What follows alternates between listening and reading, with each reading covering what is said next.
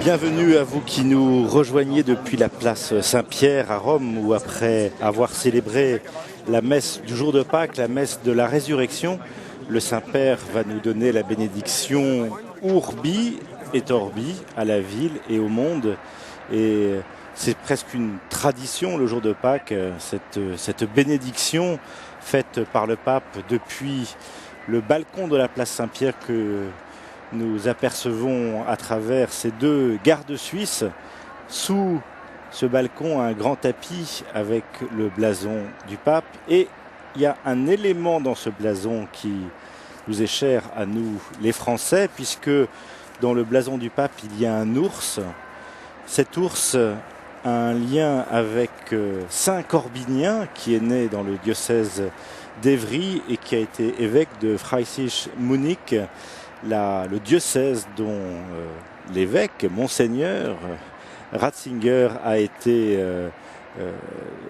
eu la charge en tant qu'évêque pendant des années avant de rejoindre le Vatican, où le cardinal Ratzinger a été préfet de la congrégation pour la doctrine de la foi.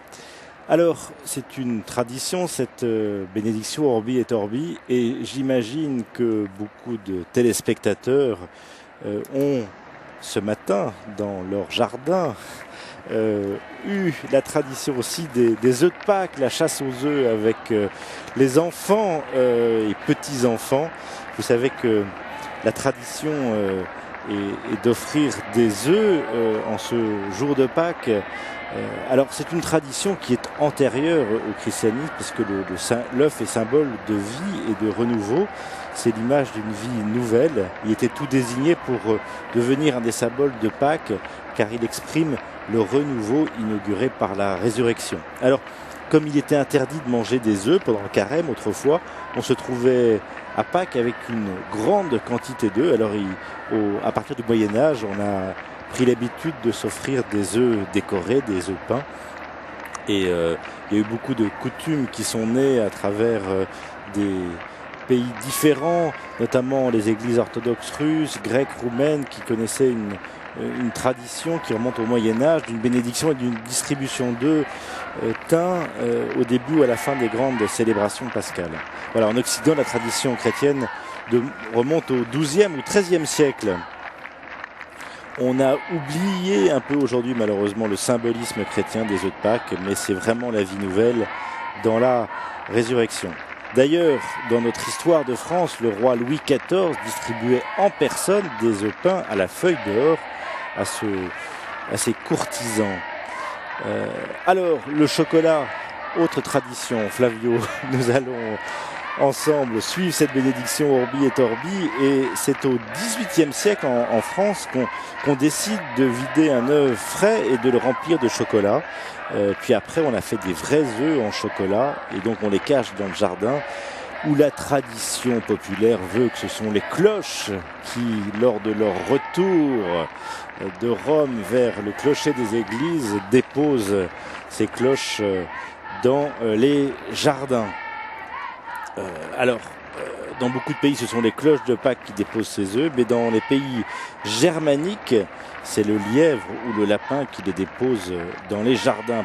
Parce que si les lapins et les lièvres sont des cacheurs d'œufs de Pâques privilégiés, d'autres animaux peuvent tenir aussi ce rôle. On pense notamment au Tyrol, là c'est la poule, en Suisse c'est le coucou, en Alsace et dans certaines régions d'Allemagne c'est la cigogne, et dans d'autres régions en Allemagne, notamment en Westphalie, c'est le renard. Voilà. Les cloches de Pâques, cette fameuse tradition a pris naissance vers le 7e siècle, où l'Église a interdit de sonner les cloches en signe de deuil entre le jeudi saint et le dimanche de Pâques, pour commémorer le temps qui s'écoule entre la mort du Christ et sa résurrection. Et nous l'avons entendu, le vide dans nos villages, dans nos villes, ces cloches qui ont arrêté de sonner au moment du Gloria, le jeudi saint au soir, pendant la messe, jusqu'à ce Gloria, hier soir, chanté lors de la vigile pascale.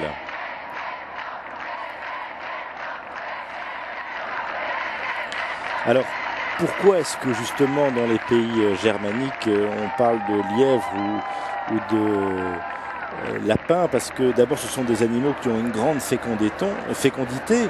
Ils symbolisent l'abondance et la prolifération de la vie et le renouveau. Et donc on a donné au lièvre une signification chrétienne.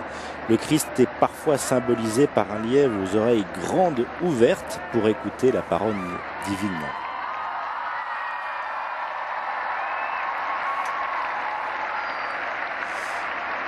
Et aussi autre tradition de Pâques, mais on va laisser la parole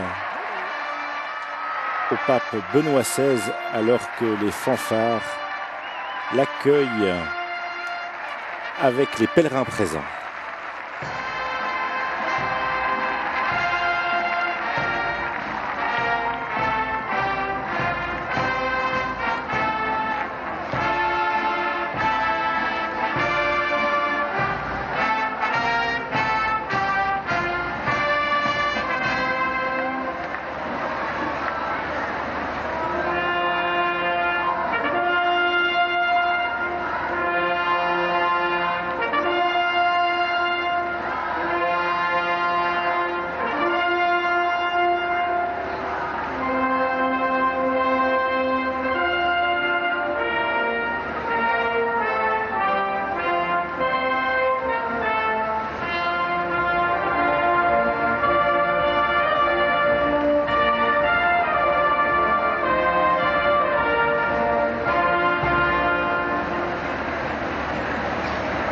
Voilà, après la marche pontificale, un extrait de l'hymne italien pour accueillir le pape Benoît XVI pour cette bénédiction Urbi et Orbi.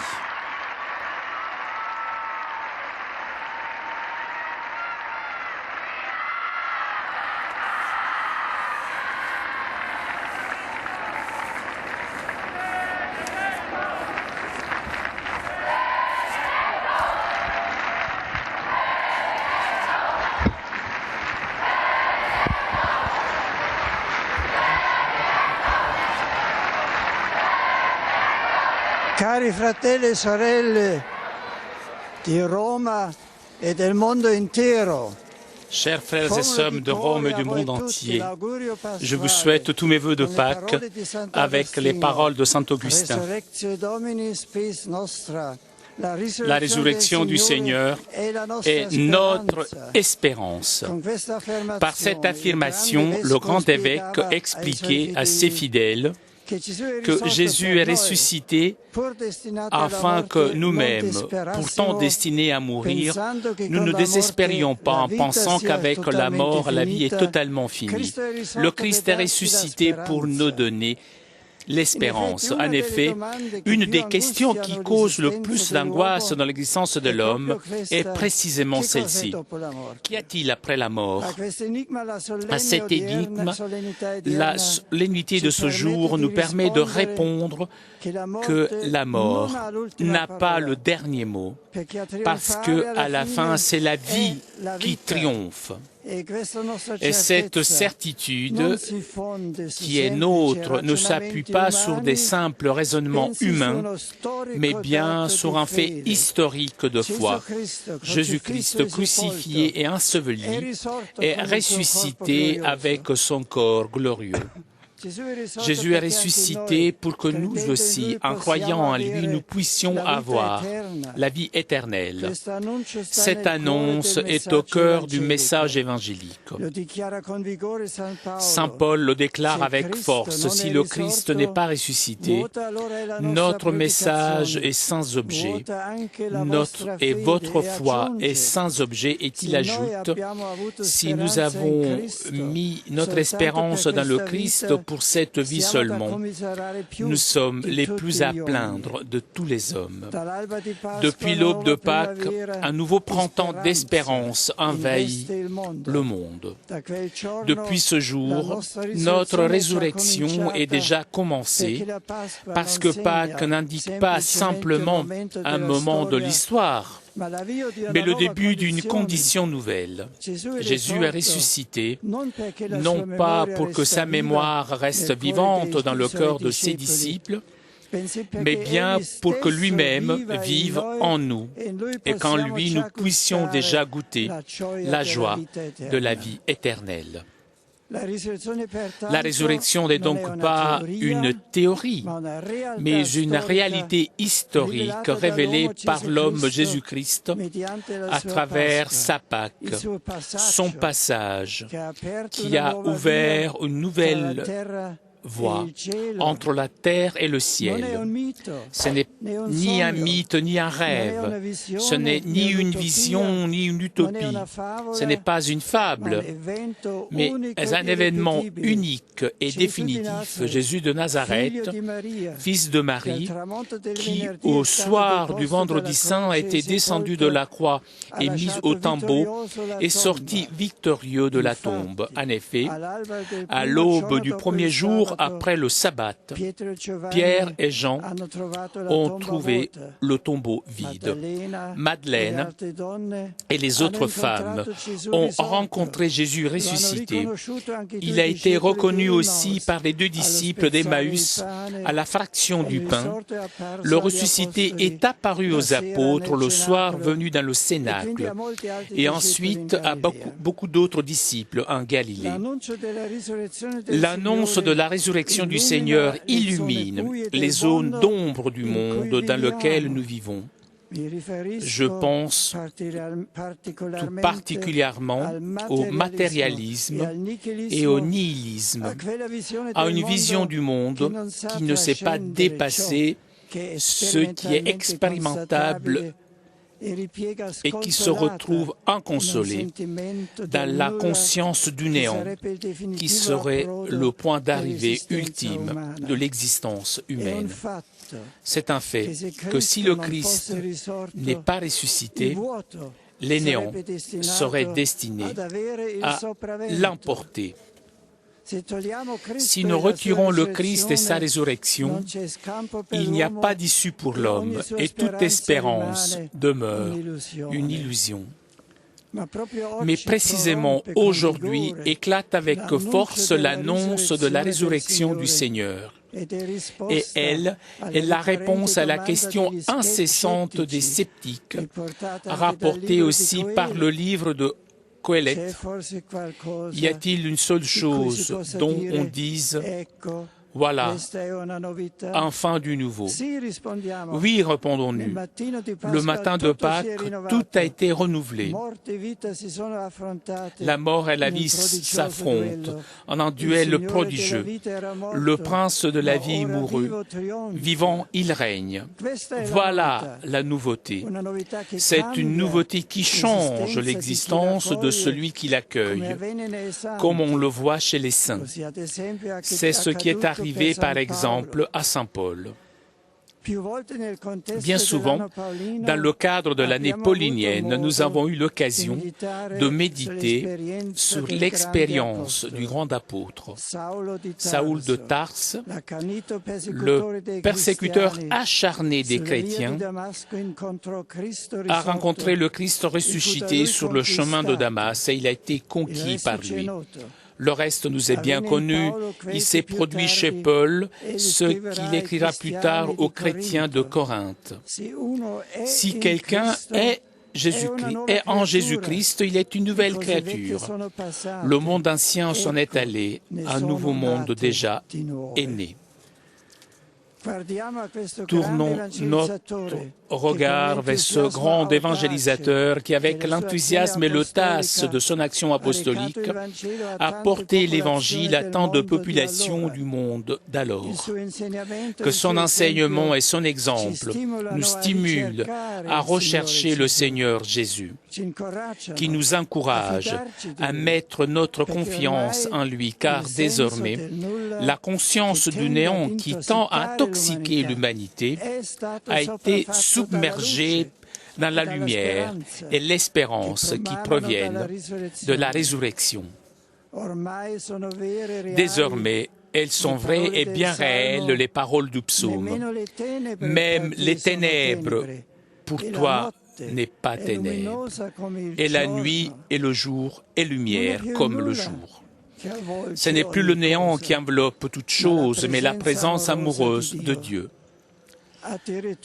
Le règne de la mort a même été anéanti, parce que même dans les enfers, le Verbe de la vie, poussé par le souffle de l'Esprit, est arrivé. S'il est vrai que la mort n'a plus aucun pouvoir sur l'homme et sur le monde, il subsiste cependant encore beaucoup, trop de signes de son antique domination. Si par la Pâque le Christ a extirpé la racine du mal, il a toutefois besoin d'hommes et de femmes qui, dans tous les temps et lieux, l'aident à affirmer sa victoire avec les mêmes armes que lui, les armes de la justice, de la vérité, de la miséricorde, du pardon et de l'amour. C'est le message qu'à l'occasion de mon récent voyage apostolique au Cameroun et en Angola, j'ai voulu porter à tout le continent africain qui m'a accueilli avec un grand enthousiasme et une grande disponibilité d'écoute. L'Afrique, en effet, souffre de façon démesurée des conflits interminables et cruels, souvent oubliés, qui déchirent et ensanglantent plusieurs pays, ainsi que du nombre croissant de ses fils et filles qui deviennent la proie de la faim, de la pauvreté, de la maladie. Je répéterai ce même message en Terre Sainte, où j'aurai la joie de me rendre dans quelques semaines. La difficile, mais indispensable réconciliation, qui est la condition première en vue d'un avenir de sécurité commun et de cohabitation pacifique, ne pourra devenir réalité que moyennant des efforts renouvelés, persévérants et sincères pour le règlement du conflit israélo-palestinien. Depuis la Terre Sainte, mon regard s'étendra aux pays voisins, au Moyen-Orient, au monde entier. En un temps d'insuffisance globale de la nourriture, de troubles financiers, de pauvreté ancienne et nouvelle, de changements climatiques préoccupants, de violence et de misère qui contraignent de nombreuses personnes à quitter leur terre à la recherche d'une survie moins incertaine, d'un terrorisme toujours menaçant, de peurs grandissantes face à l'incertitude du lendemain. Il est urgent de redécouvrir des perspectives capables de redonner l'espérance. Que personne ne se mette en retrait dans cette bataille pacifique inaugurée par la Pâque du Christ, lequel, je le répète, cherche des hommes et des femmes qui l'aident à affirmer sa victoire avec les mêmes armes, celles de la justice et de la vérité, de la miséricorde, du pardon et de l'amour. La résurrection du Christ est notre espérance. Cela, l'Église le proclame avec joie. Elle annonce l'espérance que Dieu a rendue ferme et invincible en ressuscitant Jésus-Christ d'entre les morts. Elle communique l'espérance qu'elle porte dans le cœur et veut partager avec tous et partout, spécialement là où les chrétiens souffrent la persécution à cause de leur foi et de leur engagement pour la justice et pour la paix. Elle invoque l'espérance, capable de susciter le courage pour le bien, aussi et surtout quand il est coûteux. Aujourd'hui, l'Église chante le jour que le Seigneur a fait et elle invite à la joie. Aujourd'hui, l'Église prie, invoque Marie, étoile de l'espérance, pour qu'elle guide l'humanité vers le port sûr du salut qui est le cœur du Christ, la victime pascale, l'agneau qui a racheté le monde, l'innocent qui nous a réconciliés, nous pécheurs, avec le Père. À lui, le roi vainqueur, à lui le crucifié et le ressuscité, nous crions avec joie notre Alléluia.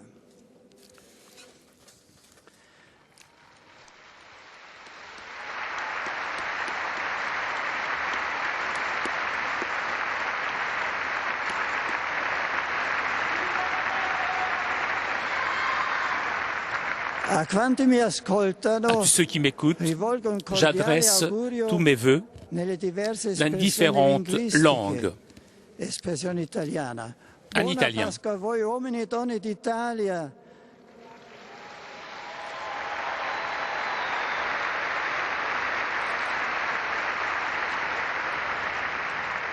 In particolare a quanti soffrono a causa del terremoto, il Cristo risuscitato, guidi tutti. Saint-Père adresse ses vœux à tous ceux qui souffrent aujourd'hui en Italie à cause du tremblement de terre. Su sentieri di giustizia, di solidarietà e di pace, ispiri a ciascuno la saggezza e il coraggio necessari per proseguire uniti nella costruzione di un futuro aperto alla speranza. D'espressione française. Le Christ est ressuscité, sainte fête de Pâques, que pour vous ce mystère soit source de bonheur et de paix profonde.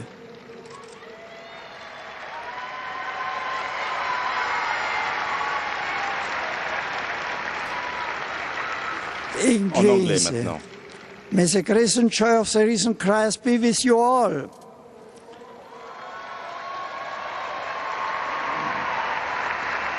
Tedesco. En allemand. Euch allen ein gesegnetes und frohes Osterfest.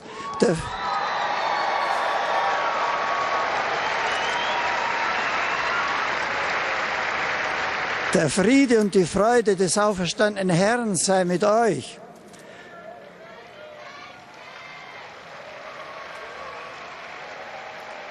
Spagnolo. En espagnol.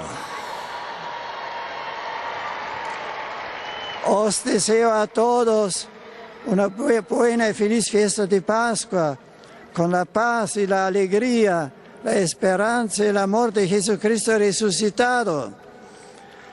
En portugais maintenant. Portoghese, una Pasqua feliz con Cristo resucitato. Néerlandais. En néerlandais. Salig Pasen. Et le pape en profite pour remercier la Hollande pour toutes ces superbes fleurs qui ornent la place Saint-Pierre aujourd'hui.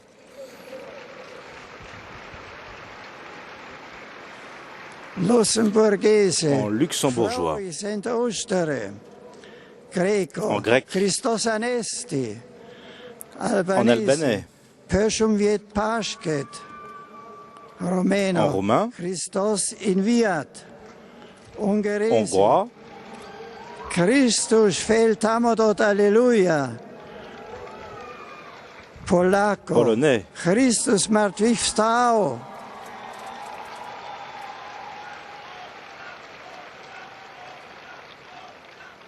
Tchéco. en tchèque, Christus wstał z martwych. slovaque, Radosne velikonočne sviatki. croate, Sretan Uskrs. slovène, Blagoslovljene velikonočne praznike. serbe, Hristos vaskrese. Serbolizaciju. Kristus mrtvih stalu. Bulgaro. Hristos Bulgar. vaskrese. Macedone. Hristos Macédonien. voskresna. Bielorus. Biélorusse. Hristos vaskros. Russe. Russo. Hristos vaskrese. Mongolo. en mongolien, Christi Dachin Amilalin Bayarin Metchorgei. Ukraino. Christos voskres. Lituano. lituanien, Links Mushventu Veliko. Lettone, Piretsigas Lieldienas, Estone, Christus on surnuist üles tausnud, Svedese, Glad påsk, Finlandese, Siunatua Pesjeste, Irlandese, Panocht, Nakoshka Yivgolier, Romanes, Leshi Padrashi, Maltese, Leit Taib, Georgiano, Christe Arstega, Turco, Pascalia Bayraminik Tularim, Arabo, Al-Masih Kam Hakan Kam, Éthiopico Eritreo, Buruk Fasika, Hebraico, Berachot Lehak HaPesach, Aramaico, Gümle Maran Shuchal Shemech, Armenien, Christus Haryafi Merelots, Swahili, Herina Parakasango Kwasi Kukuya Pasca Kvenuote, Kirundi Kinyarwanda, Pasikan Sisamvesi, Malgasho, Arahaba Traten Paka, Hindi, Pasca Kishub Kamnaei, Tamil, Christo Virpunali Lungal, Yelorukum, Yenvaltukal, Malayalam, Virpu Tirunalil, Yelavarkum, Hidayangamaya Mangalangal, Bengalese, Bangladesh, Prohucivito Acen, Birmano, Mingalashi Topasaka Poedopshi Pase, Urdu, Itikiamat Al-Masim Bariko, Cinese, Fuhotia Kwaila, Japonese, Gof Katsai Omedeto Gozaimas, Coreano, Puha Lölchuka Hamnida, Vietnamita, Mungle Fukshin, Singalese, Sri Lanka Vasi Obata Alleluia, Thailandese, Suksanvan Pasca De Chao Tai Tuk Tuk Tan, Indonésien, Selamat Pasca, Cambodgien, Serei Suaslei Vomtom Chom Lon, Philippin, Malagayang Pakapuhai Ni Cristo, Maori, Namihio Tearanga Kiakauto, Samoano, Iabanuia Le Feta, Esperanto, Felician Pascon in Cristo Resurrectinta, Guarani, Gnane Reniche Vugo Agui, Alleluia. E latino, Resurrexit Dominis Vere, Resurrectio Dominis Spes Nostra, Alleluia.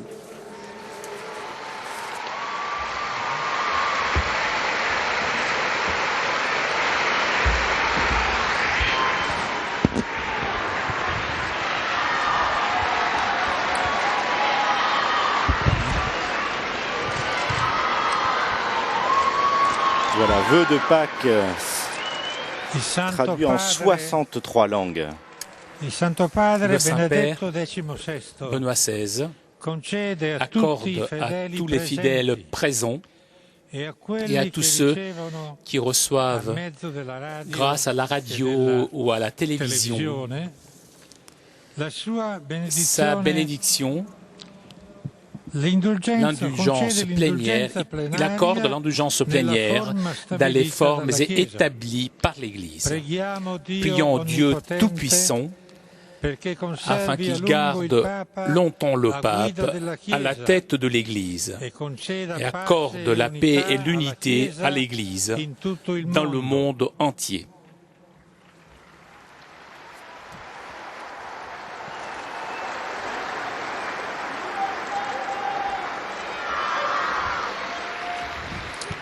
Sancti Apostoli Petrus et Paulus, les apôtres Pierre et Paul, à qui nous avons confiance, intercèdent pour nous envers le Seigneur.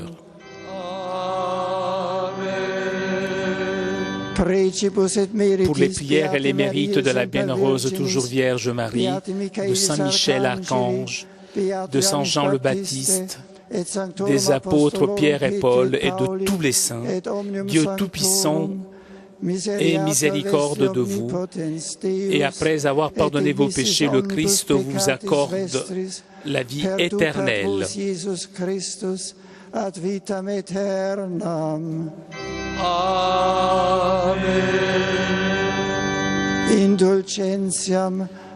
Le Seigneur Tout-Puissant et Miséricordieux vous accorde l'indulgence, l'absolution et la rémission de tous vos péchés, une période de véritable pénitence, un cœur toujours prêt à l'émendement de la vie, la grâce et la consolation du Saint-Esprit et la persévérance finale dans les bonnes œuvres. Omnipotens et misericordiae Dominus. Amen. Et benedictio Dei omnipotentis, Patris et Filii et Spiritus Sancti, descendat super vos et maneat semper. Amen.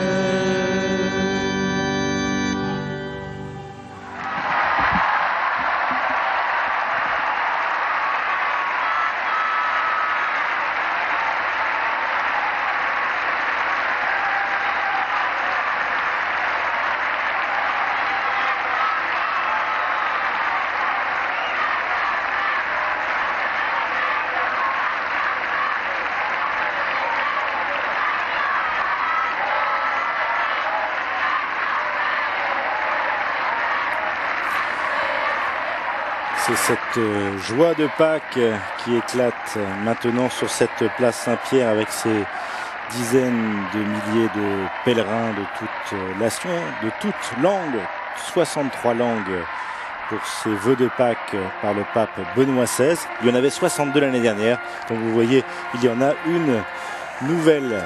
Merci à vous de nous avoir suivis pendant toute cette matinée pour cette messe de Pâques et puis cette bénédiction Urbi et Orbi. Prochain rendez-vous avec le pape, c'est demain. Ce sera pour la prière du Regina Coeli en direct de Rome à midi. Et puis, vous le savez, à 12h45, une émission exceptionnelle vous est proposée. Philippine de Saint-Pierre et David Millard reçoivent le cardinal André XXIII, l'archevêque de Paris, pour faire le point sur l'actualité du message de l'Évangile et sur la situation de l'Église aujourd'hui. Bonne fête de Pâques à tous et que cette joie illumine le cœur de tous ainsi que la paix rayonne dans le monde. Merci de votre fidélité, merci à nos confrères de la télévision italienne, de la télévision du Vatican qui ont permis la retransmission de ces images. Merci aux équipes de KTO à Paris, notamment à Christian et à Cédric. Merci Flavio pour la traduction. À très bientôt. Bonne fête de Pâques à tous. Au revoir.